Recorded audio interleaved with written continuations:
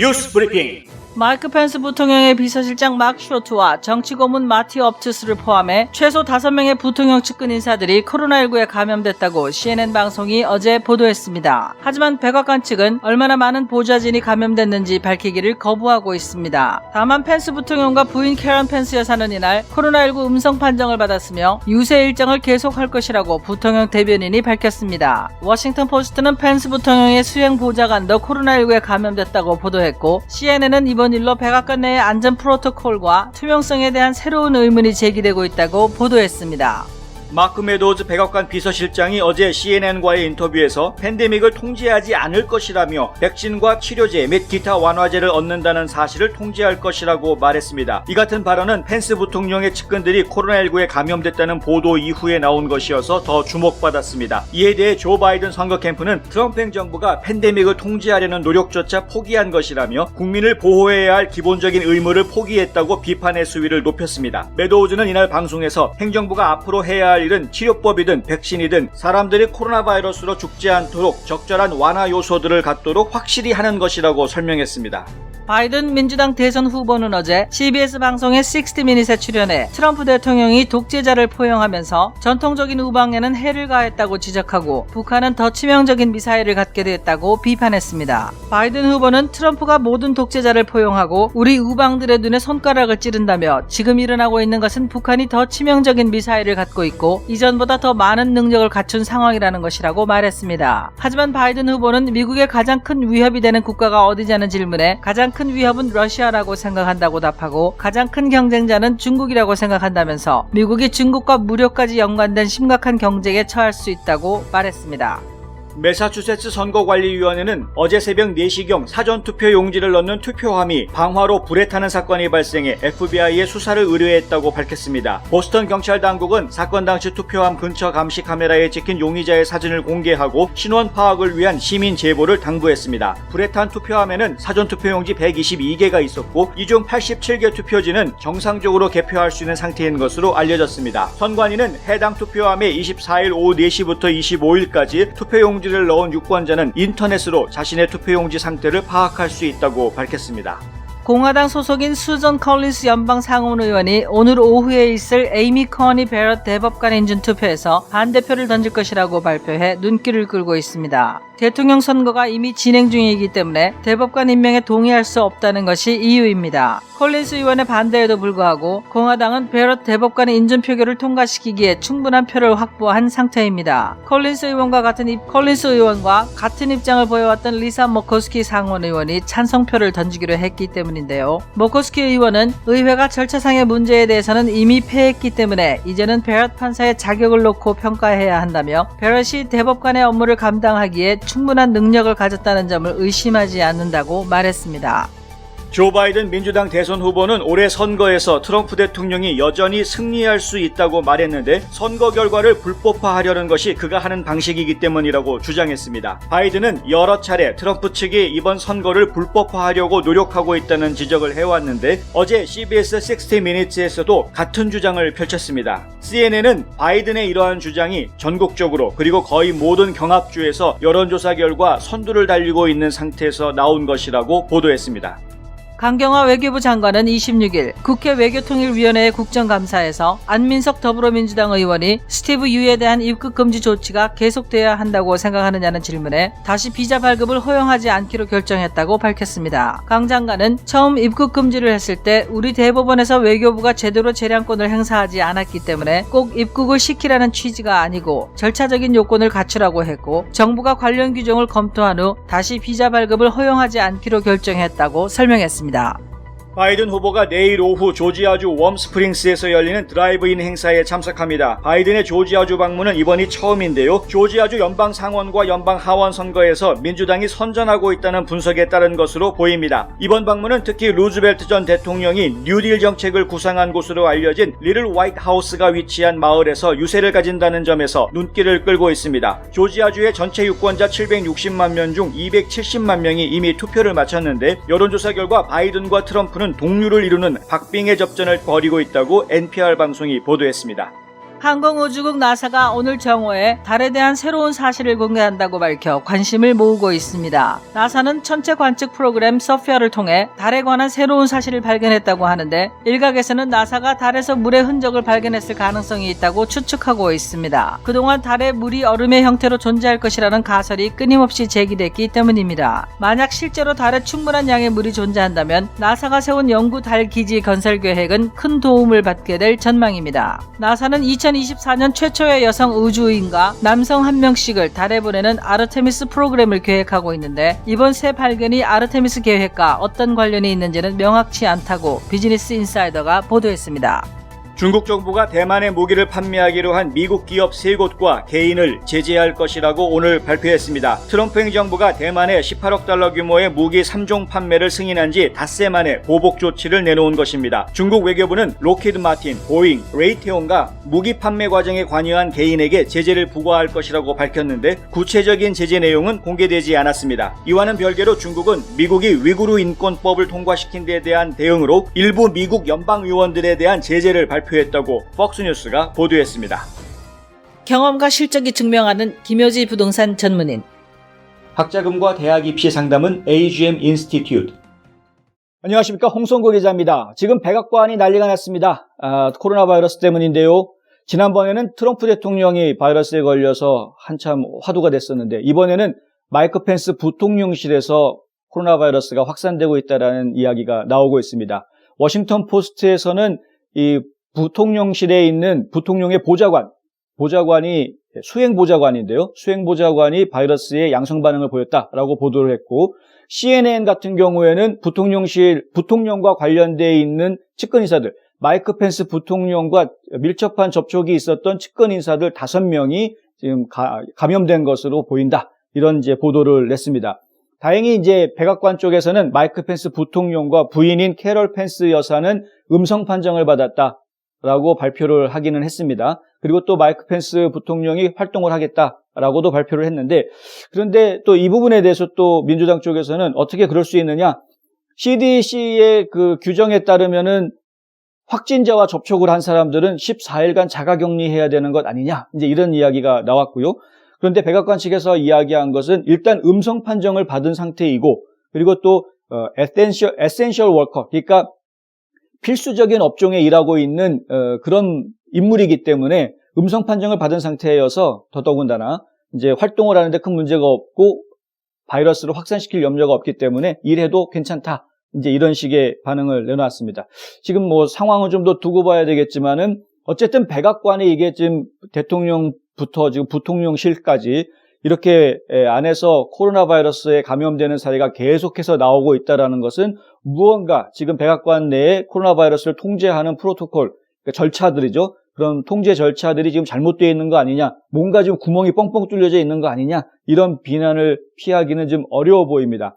이런 와중에 마크 메도우스 백악관 비서실장이 어제 CNN 방송과 인터뷰를 하면서 큰 실언을 했는데요. 그게 뭐냐 하면은 우리는 전염병을 통제하지 않을 것이다. 그러니까 팬데믹을 컨트롤하지 않겠다라는 말을 합니다. 정확하게 영어로 뭐라고 그랬냐면요. We are not going to control the pandemic. 그러니까 팬데믹을 컨트롤하지 않을 것이다. 이제 않으려고 한다. 뭐 이렇게 미래형으로 이해를 해야 되는 말인데 이게 무슨 말이냐 하면은요. 직접적으로 저희가 이 말만 놓고 이야기하자 그러면 코로나 바이러스의 확산을 막기 위해서 지금까지 해왔던 노력은 양성 반응자가 나타나면 그 사람이 누구를 접촉했는지 접촉자를 추적을 하죠. 그래서 그 사람들한테 알려주고 자가격리하게 하는, 그래서 추적과 격리 이런 활동들을 통해서 바이러스가 확산되는 것을 막아왔던, 이것이 이제 지금까지 해왔던 노력인데 이걸 더 이상 하지 않겠다라는 말로 보여지는 겁니다. 야, 그러면 바이러스 퍼지는 거 그냥 내비두겠다는 거냐? 이런 의심을 사기에 충분한 상황이 또 하나 있습니다. 뭐냐면 백악관에서 얼마 전에 집단 면역 전문가들을 초대해가지고 세미나를 했었거든요. 이거 저희가 보도해드렸었는데 이 집단 면역이라는 건 뭡니까? 아주 바이러스에 감염됐을 때 치명적인 아주 취약한 일부 계층은 집단적으로 따로 격리해서 관리를 따로 하지만 그 외에 나머지 일반 보통 건강한 사람들에 대해서는 그냥 바이러스가 퍼지도록 내버려 두자라는 겁니다. 그래서 상당히 많은 사람 수의, 그러니까 과반수 이상의 많은 사람들이 스스로 면역력이 만들어지게끔 그렇게 해주자는 것이죠. 감염되면 이 건강한 사람은 이기니까 몸 안에 면역체가 형성될 수 있지 않느냐 하는 것입니다. 여기에 대한 반론도 참 많습니다.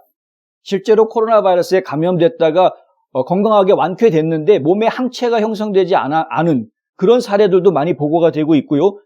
감염이 됐다가 완쾌됐는데 다시 또 감염되는 이런 재감염의 사례도 보고가 되고 있기 때문에 이 집단 감염설이라는 것이 상당히 위험한 방법이다. 그거는 과학적으로 우리가 검증하기 어렵다라는 반론도 있습니다. 그런데 또 집단 감염을 하는 것이 이게 사회를 정상화하고 빠른 시간 내에 정상화하고 정상적인 경제활동, 정상적인 사회활동을 계속 유지할 수 있는 빠른 방법이다, 좋은 방법이다라고 주장하는 분들도 있고 해서 이것이 지금 찬반 여론이 아주 팽팽한 그런 논란의 여지가 있는 것인데, 근데 백악관에서 지금까지 해왔던 노력은 집단 감염하고는 완전히 반대 방향으로 해왔던 것을 갑자기 지금 이렇게 이야기하면 뭐 팬데믹을 컨트롤하지 않을 것이다, 이렇게 이야기하는 것이 과연 합당한 것이냐 이거죠. 당장 조 바이든 선거 캠프 쪽에서는 난리가 났습니다.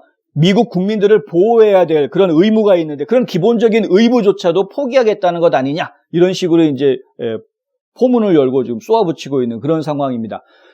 그런데 사실은 CNN 방송에서 메도우즈 백악관 비서실장이 했던 이야기는 그 바로 다음 이야기가 사실은 더 중요한 핵심이었습니다. 뭐냐면은요, 팬데믹이 퍼지는 거는 자기네들이 어떻게 할 수 없는 부분이 있지 않느냐 하는 이야기입니다. 왜냐하면 팬데믹이니까요. 이거 코로나 바이러스가 왜 무섭다고 이야기하느냐, 걸리면 다 죽어서 무섭다고 얘기하는 것이 아니라 이 확산 속도가 무지 빠르기 때문에, 전염력이 워낙 강하기 때문에 무섭다라고 얘기했던 거 아니냐는 거죠. 그러니까 결국에는 이 코로나 바이러스가 퍼지는 것을 막는 노력은 지금까지 많이 해왔는데 이것만으로는 해결이 되지 않는다. 결국에 궁극적인 해결 방법은 백신과 치료제라는 겁니다. 백신과 치료제를 개발해서 그걸 사람들에게 국민들에게 퍼지게 하는, 그리고 접종해주는 그것이 궁극적인 해결 방법이다. 이건 사실 많은 분들이 이해할 수 있는 이야기죠. 그 이야기를 메도우즈 백악관 비서실장이 사실 했습니다. 같은 자리에서 두 가지 이야기를 동시에 다 한 건데 앞부분만 딱 띄워가지고 이야기하면은 이거 말도 안 되는 이야기를 한 것처럼 들리는 것이고요. 뒷부분까지 이야기를 하면 뭐라고 얘기를 했냐면요, 우리가 해야 할 일은 치료법이든 백신이든 간에 국민들이 이것으로 죽지 않도록, 코로나 바이러스로 인해서 죽지 않도록 적절한 완화 요소들, 그러니까 치료제나 백신 같은 거죠. 이런 것들을 갖도록 확실히 하는 것이다. 그런 것들을 확보하기 위한 컨트롤을 하겠다라는 겁니다. 무슨 얘기냐면요, 지금 FDA가 승인을 해야 되는 과정이 있고, 그 연구기관들이 시험을 해서 이것이 안전하다, 써도 된다라는 것들을 증명해야 하는 그런 또 과정들이 있지 않습니까? 그런 과정들이 빠르게 진행이 되도록 처리하겠다. 그리고 안전하게, 확실하게 진행이 되도록 처리하겠다. 거기에 더 집중하겠다. 이런 이야기를 한 것인데, 뭐 그 말은 이해는 충분히 되죠. 하지만 코로나 바이러스가 확산되는 걸 더 이상 컨트롤하지 않겠다라고 이야기하는 것 자체는 실언은 실언인 것이죠. 가뜩이나 민주당 쪽 진영에서 트럼프 행정부가 코로나 바이러스에 대해서 대처를 잘못했다라고 계속 공격하고 있는 상황에 지금 비서실장이 또 이런 실언을 하는 바람에 더 큰 공격을 지금 받을 수밖에 없는 그런 상황이 된 것 같습니다. 그런데 지금 현재 상황을 말씀드리면은 아스트라제네카부터 시작해가지고요, 뭐 많은 회사들이 백신 개발 지금 마지막 단계에 와 있는 그런 상황이고, 예고되어 있는 대로 늦어도 올해가 끝나기 전에는 백신이 지금 승인을 받을 수 있는 그런 상황으로 저희가 지금 이해하고 있고요. 렘데시비르가 치료제로 처음 승인을 받았는데 곧 머지않아서 트럼프 대통령이 직접 치료제로 사용을 했던 그 약들도 지금 FDA에 승인 요청이 들어가 있는 상황이어서 얼마 머지않아 이런 치료제들도 FDA에 승인을 받을 수 있게 될 것이다. 이렇게 지금 예상을 하고 있습니다. 그러니까 결국에는 치료제가 준비가 되고, 그리고 백신이 만들어져서 국민들에게 보급이 되고 접종이 되기 시작하면 코로나 바이러스는 당연히 잡히는 것이다 라는 확신은 누구나 이해할 수 있는 주장인 것이죠. 근데 그런 쪽으로 지금 진행이 되고 있는 것에 대해서는 저희가 바람직하다라고 보고 있지만, 그럼에도 불구하고 메도우즈 비서실장이 어제 CNN 방송, 더더군다나 이 CNN 방송에서 그런 실언을 한 것은 그건 좀 큰 실수였던 것 같다, 이렇게 생각이 됩니다. 한 곳에서 시작되는 안정된 미래, 선우앤선우 종합보험. 30년 손맛, 케이터링의 명가 참사랑. 예, 오늘 오후에는 드디어 이 베럿 판사에 대한 대법관 인준 투표가 있을 예정입니다. 아마 상원에서 당연히 통과될 것이다, 그렇게 다들 예측을 하고 있습니다. 공화당 소속 의원들 중에서 수전 콜린스라는 상원의원이 반대표 던지겠다라고 발표를 하는 바람에 사람들이 좀 관심을 좀 가졌는데요. 왜냐하면 사실 대통령 선거가 이미 진행되고 있는데 지금 상황에서 대법관을 임명하고 선출하는 것이 절차상 옳지 않다, 새로운 대통령이 선출이 되면 새로운 대통령이 임명하는 것이 맞다라고 이야기하는 그런 의견이 공화당 내에서도 있었습니다. 그래서 2명의 의원이 그런 주장을 했었죠. 그 중에 한 명이 바로 이 수전 콜린스 의원이었고, 그 또 다른 의원이 바로 머커스키라는 의원이었는데, 이 머커스키 의원은 근데 좀 찬성표를 던지겠다, 이렇게 또 이야기가 나왔습니다. 그래서 공화당 쪽에서 총 53명의 상원 의원들 중에 지금 이탈자가 1명만 나오는 것으로 지금 저희가 그렇게 이해를 하고 있고, 그렇게 되면은 52명이 찬성표를 던질 그런 상황이기 때문에 52명이 찬성표를 던지면 뭐 당연히 통과되는 것이라고 봐야 되겠죠. 50표만 나와도 대법관 인준이 되는 상황이기 때문에요. 대법관이 이렇게 임명이 빨리 되면 이제 선거는 다음 주에 치러지는데, 선거 이후에 어떤 소송들이 붙었을 때 굉장히 공화당한테 유리한 결과들이 나올 수밖에 없는 그런 대법원 구조가 되는 것이죠. 만약에 선거가 딱 끝나고 개표하고 개표 과정에서 문제가 있다 어쩌다, 뭐 우편투표 개표하는데 문제가 생겼다, 이거는 인정할 수 있다 없다, 서로 간에 막 시비가 붙고 토론이 붙고 했을 경우에 이 논란이 대법원으로 가게 되면은 대법원 쪽에서는 보수 성향의 대법관이 6명이 되고 진보 성향의 대법관은 3명밖에 없는 상황이라서 결론적으로는 이 공화당한테 유리한 판결이 나올 수밖에 없는 그런 상황으로 이제 가는 것입니다. 결국 지금 바이든 후보 입장에서는 어떻게 해서든 선거에서 많은 표를 얻어가지고 확실하게 트럼프 대통령을 이기는 것 외에는 다른 방법이 없는 그런 상황으로 좀 가고 있는 것이고요. 뭐 어중간하게 해가지고는 지금 처리가 될 수 없는 상황으로 가는 것이고요. 트럼프 대통령이 이 선거 결과에 대해서 부정이 있었다, 잘못됐다라고 인정하지 않고 막 들고 나오는 것을 걱정할 정도의 아슬아슬한 표 차이 가지고서는 안 되겠다는 거죠. 확실하게 이겨야 되겠다. 그래서 계속해서 민주당 쪽에서 지금 어떻게 해서든 더 많은 사람들이 투표에 나가라, 정말 투표에 나가서 투표해라 라고 강하게 지금 밀어붙이고 있는 이제 그런 상황입니다. 지금 제가 개인적으로 지금 접하고 있는 다른 채널들, 정보들을 통해서 보면은 트럼프 대통령이 싫어서 민주당을 찍으려고 하는, 그러나 바이든 후보가 그렇게 썩 마음에 들지는 않는 이런 층들이 상당히 있습니다. 그러니까 바이든 후보는 마음에 들지 않지만 트럼프 대통령도 완전히 싫은, 그래서 민주당을 찍겠다, 이런 분들 상당히 있는 것으로 지금 파악이 되고 있는데, 뭐 따지고 보면은 이번 선거는 트럼프 대 안티 트럼프의 선거가 아니냐, 트럼프 대 바이든이 아니라, 이런 말이 나올 정도로 지금 트럼프의 반감을 가진 유권자층이 적지 않다, 이런 이제 기후들이 지금 읽히고 있습니다. 이런 기후들이 읽히는 지역들은 대부분이 다 민주당이 좀 센 지역들이어서 실제로 어떤 선거 결과에 큰 영향을 줄 것이라고 저희가 파악하고 있지는 않습니다만, 하여간 이제 그런 기류가 있다라는 것도 좀 알려드려야 될 필요가 있을 것 같아서 말씀드렸습니다. 고객과 직원을 지켜주는 스니즈가 지금 주문하세요. 배너앤프린트. 뉴스 브리핑에 광고하시고 그 효과를 직접 확인하세요. 바이든 후보가 내일 조지아주에 옵니다. 저희가 방송에서 조지아주에 유독 오지 않는다, 왜 바이든 캠프 측에서는 대선 후보가 카멜라 해리스 후보도 그렇고 바이든 후보도 그렇고 왜 조지아에 안 오느냐, 이런 얘기를 예전에 한번 한 적이 있습니다. 그런데 카멜라 후보도 지난주에 왔다 갔죠. 그러더니 이제 또 바이든 후보도 내일 오겠다고 발표가 나왔습니다.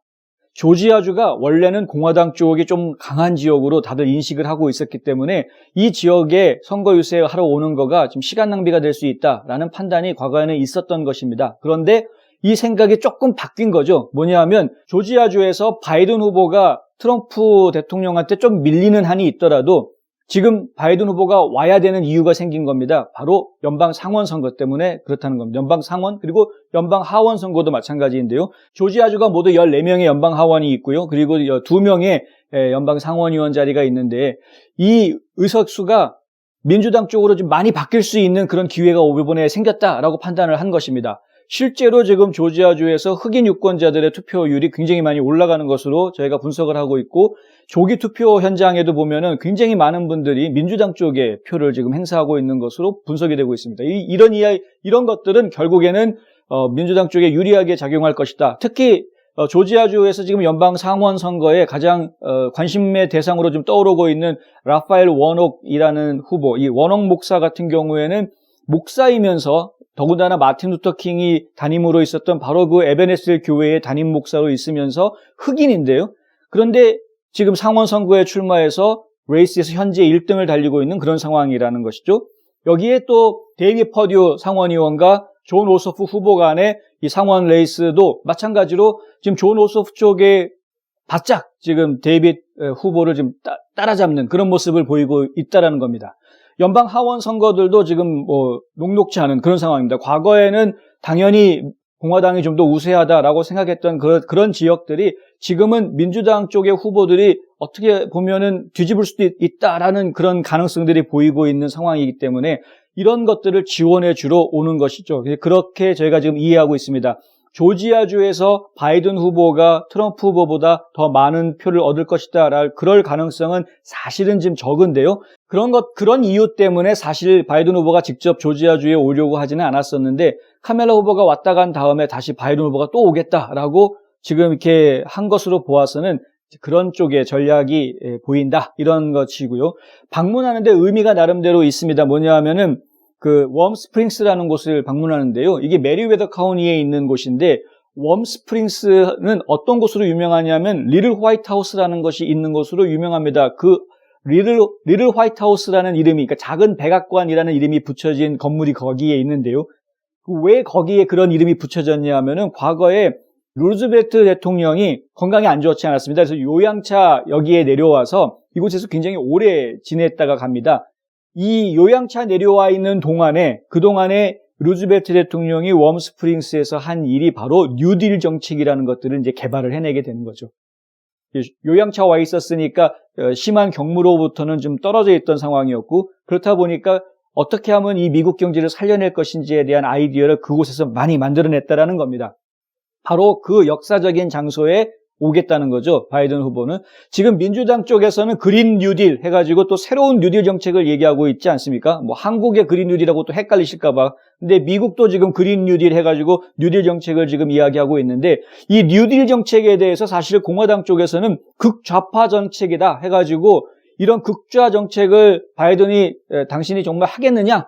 당신은 이런 거 한다고 그러면은 극좌파들의 꼭두각시가 되는 것 아니냐? 이제 이런 공격을 했었죠. 근데 사실은 바이든 후보 입장에서는 나는 바이든 정책을 할 거다. 뉴딜 정책 안 한다. 이런 말을 한 적도 있습니다. 그래서 좀 논란이 되기도 했었는데 그런데 그럼에도 불구하고 이 바이든 선거 캠프에서는 내일 바이든 후보가 조지아주의 웜스프링스에 오는 것은 바로 그런 역사적인 의미, 뉴딜 정책을 많이 만들어낸 바로 그 리틀 화이트하우스를 방문하는데 어떤 역사적인 의미가 있는 것이다. 이렇게 보도자료를 내놨습니다. 그러니까 그런 거를 보면은 민주당 쪽에서 이야기하고 있는 그린 뉴딜 정책은 계속해서 추진이 될 것으로 저희가 지금 이해를 해야 될 것 같고, 그린 뉴딜 정책 그러면은 결국은 에너지 쪽의 정책으로 연결을 해줘야 되는 것이고, 청정 에너지로 가겠다, 배기가스 없애는 청정 에너지로 가겠다 이런 것이고요. 그렇게 되면 이제 뭐 석탄이라든가 이런 것들을 이용하는 에너지, 석유 에너지 이런 부분에 대해서는 전통의 에너지 산업에 대해서는 축소하겠다라는 이야기로 또 연결이 되는 것이고, 이렇게 되면은 지난번에 말씀드렸던 뭐 셰일가스, 프래킹 뭐 이런 문제들로 또 연결이 되는 거죠. 결국에는 공화당 쪽에서는 이 바이든 후보가 극좌파들이 만들어 놓은 뉴딜 정책을, 그러니까 그린 뉴딜 정책을 행동으로 옮기는 그냥 꼭두각시 노릇을 하게 될 것이고, 그렇게 되면은 뭐 지금 선거 지역에 경합주 지역에 가가지고 프래킹 금지하지 않겠다라고 말하는 건 또 다른 거짓말이 될 수도 있다라는 이제 그런 공격을 할 그런 빌미가 되지 않을까. 예, 그런 일이 벌어지지 않을까, 이제 벌어지지 않겠느냐, 이렇게 예상이 되고 있습니다. 요즘 같은 비대면 시대에 광고도 인터넷이라는 것 아시죠? 그런데 어떻게 해야 될지 모르시겠다고요? 가장 효과적인 인터넷 광고는 좋은 컨텐츠에 붙어 있는 것입니다. 뉴스앤포스트는 좋은 컨텐츠를 만듭니다. 비즈니스가 어려우세요? 뉴스앤포스트에 광고하세요. 좋은 상품이 있는데 알리고 싶으시다고요? 뉴스앤포스트에 광고하세요. 널리 알리고 싶다고요? 뉴스앤포스트에 광고하세요. 뉴스앤포스트는 페이스북, 유튜브, 카카오톡, 트위터 등 다양한 플랫폼으로 컨텐츠를 전달하고 홍보 효과를 극대화해드립니다. 오늘 나사가 아주 재밌는 발표를 한다고 미리 예고를 해놨습니다. 어떤 내용이 발표될지는 아직 아무도 알지 못하지만은 저희가 이제 상상을 하기에 달에서 물의 흔적을 발견했다라는 이야기가 나올 가능성이 있는 것으로 그렇게 지금 조심스럽게 예측하고 있습니다. 아마 이 저희 뉴스를 보고 있는 이 시간이면은 이미 나사의 발표가 다 나온 다음이 될지도 모르겠습니다만 만약에 달에서 이 물이 얼어있는 얼음의 흔적을 발견을 했다면 그런 빙하가 있을 것이다라는 얘기는 예전부터 있었는데 실제로 발견됐다라는 보고가 아직 없었거든요. 그런데 이번에 아마 뭔가 발견된 것이 아닌가 제가 그렇게 예상을 하고 있는데 그렇게 발견이 됐다 하면은 진짜로 달에다가 어떤 영구적인 사람이 거주할 수 있는 달기지를 만들고 그 달기지에 사람들이 왔다 갔다 하는 그런 시대가 곧 열리지 않겠느냐 하는 그런 상상을 해보게 됩니다. 과거에 우리가 항상 꿈꿔왔던 우주 여행의 시대 조만간 열리지 않을까라는 기대해보면서 오늘 홍성구의 뉴스 브리핑은 여기까지 하겠습니다. 저는 내일 또 다시 찾아뵙겠습니다. 시청해 주셔서 감사합니다.